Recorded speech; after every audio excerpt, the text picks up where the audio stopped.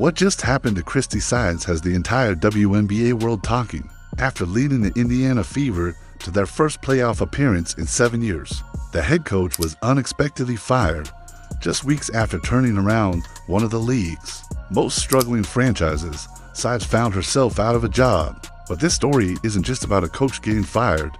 It's about power shifts, rising stars, front office agendas, and how one of the most impactful rookies in league history, Caitlin Clark, may have changed the entire game. This video breaks down everything: what happened, why it happened, and what it all means moving forward. Christie Sides took over the Indiana Fever with a reputation as a sharp basketball mind, and a long resume as an assistant coach in both the WNBA and NCAA. When she was appointed in late 2022, the Fever were in disarray. They had won just 5 games that year, dead last in the league. Fans had checked out. The franchise lacked identity, but Sides wasn't brought in to win overnight. She was hired to rebuild, and that's exactly what she did in her first season. She began laying the foundation, working with young players like Melissa Smith, Aaliyah Boston, and Kelsey Mitchell. There were still growing pains, but there was also clear improvement on both ends of the court. Then, in 2024, everything changed. The Indiana Fever drafted Caitlin Clark with the No. 1 overall pick. The most hyped rookie in league history brought not just attention, but expectation. Suddenly, this wasn't a team that was trying to figure itself out.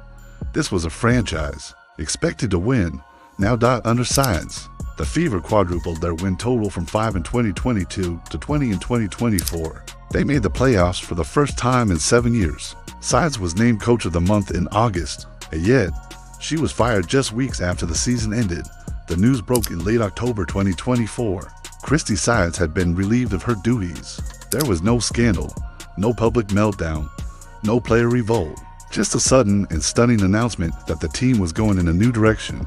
At first glance, it made no sense. How do you fire a coach who delivered exactly what she was brought in to do, especially one who had just led a long-suffering team back to relevance? The official explanation from the front office pointed to strategic vision in alignment with championship expectations. In short, they believed the team needed someone else to take them to the next level. But that raised an even bigger question. What exactly changed? Around the same time that Sides was dismissed, the Fever's front office was undergoing its own transformation. A new leadership structure was emerging, led by General Manager Kelly Krauskopf and new Senior VP Amber Cox. With new leadership often comes new vision, and new vision often brings new hires. Even successful coaches aren't safe when there's a shift at the top. The internal message was clear. 2025 wasn't about building anymore. It was about contending. Clark wasn't just a generational talent, she was also a business magnet. Sellout crowds, national TV ratings, millions in jersey sales. The Fever had gone from obscurity to prime time, and the front office wasn't waiting around. The arrival of Caitlin Clark fundamentally reshaped the Fever's expectations. On the court, she immediately became the team's leading scorer, top playmaker, and floor general. Off the court, she became the most marketable athlete in the league. Clark's presence brought national attention to every game the Fever played. With that attention came pressure to win, to perform, and to deliver a product worthy of primetime television. Fair or not, that pressure extended to everyone in the organization, including the coaching staff. Some analysts argued that Sides struggled to fully integrate Clark's game into the team system. Others believed the team's young roster simply needed more time to develop chemistry. But there was also a growing belief that Clark's influence within the organization extended beyond just basketball. Some fans speculated without hard proof that Sides may not have had the full support of her superstar when the firing was announced. Fan reaction was sharply divided. On one side, supporters of Sides, who viewed her as the architect of the team's turnaround. They saw her as a scapegoat blamed for not immediately turning a rebuilding roster into a championship contender. Many pointed to the significant improvement and called the firing short-sighted and disrespectful. On the other side, fans and pundits who believed that while Sides was a capable builder, she wasn't the right coach to lead an elite team. They critiqued her game management, questioned her use of rotations, and felt she didn't maximize Clark's abilities. This division reflected deeper questions about what we value in coaching. Is it development, chemistry, wins, or simply results, regardless of process? In the immediate aftermath, Christie Sides kept a low profile, no press tour, no tell-all interviews, just a single, cryptic message posted to social media. "Leave it, better than you found it." 7 words.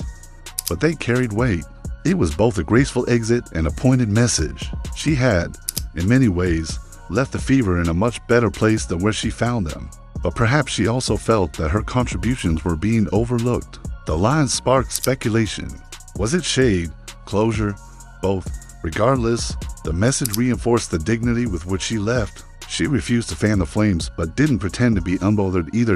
In June 2025, Sides resurfaced not in the WNBA, but on the international stage.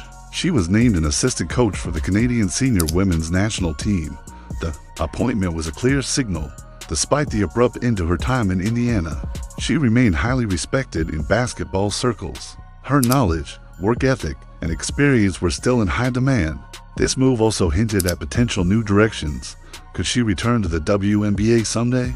Might she take a head coaching job in college? The door remains open, but one thing is clear: she's not done coaching. Christie Sides' firing is about more than one coach. It's a microcosm of modern sports.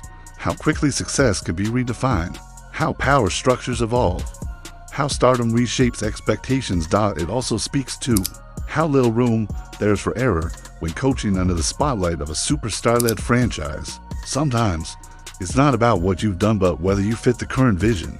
Front offices change, goals shift, and sometimes even winning isn't enough. Christie Sides took a broken team and made it competitive again. She delivered on her mandate, brought pride back to the Fever, and handled her exit with class.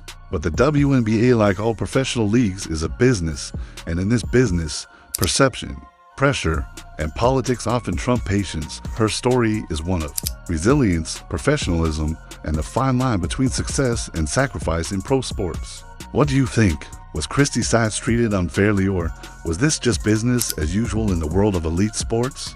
Let us know in the comments below. Don't forget to like, subscribe, and hit the bell for more in-depth breakdowns on the WNBA's biggest stories.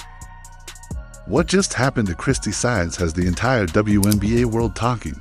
After leading the Indiana Fever to their first playoff appearance in 7 years, the head coach was unexpectedly fired just weeks after turning around one of the league's most struggling franchises. Sides found herself out of a job. But this story isn't just about a coach getting fired. It's about power shifts, rising stars, front office agendas, and how one of the most impactful rookies in league history, Caitlin Clark, may have changed the entire game. This video breaks down everything: what happened, why it happened, and what it all means moving forward.